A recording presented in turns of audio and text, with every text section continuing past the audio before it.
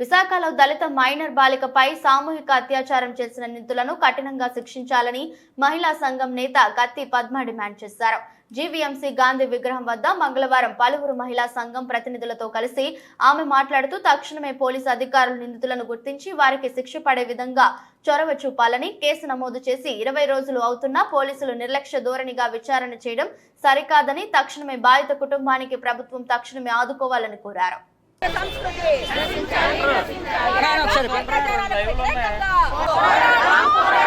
అత్యాచార బాధితురాలకు న్యాయం జరిగేంత వరకు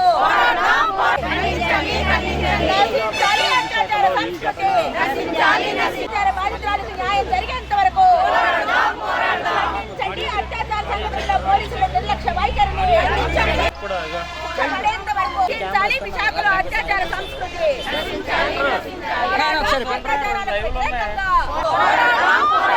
అత్యాచార బాధితురాలకు న్యాయం జరిగేంత వరకు.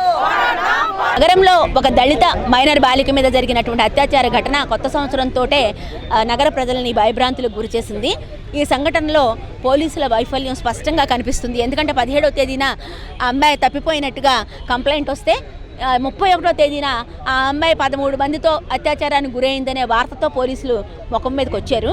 అంతే తప్పితే ఆ అమ్మాయి మిస్ అయిన వెంటనే ఆ అమ్మాయి ఫోన్ ట్రాక్ చేయడం కానీ, లేకపోతే బీచ్ పెట్రోలింగ్ అనే దాంట్లో ఇదంతా ఆ వైఫల్యం వల్ల జరిగినటువంటి సంఘటన కాబట్టి దాన్ని పట్టుకోవడంలో కూడా పోలీసులు ఫెయిల్ అయ్యారనేది మేము అనుకుంటున్నాము. అయితే ఈ కేసు ఎప్పుడైతే దిశ పోలీస్ స్టేషన్కి వెళ్ళిందో అక్కడ ఏసీపీ ఎఫిషియెంట్గా దీన్ని ప్రోగ్రెస్ చేసి 11 మంది ముద్దాయిలను అరెస్ట్ చేశారనేది ఇన్ఫర్మేషన్ తెలుస్తుంది.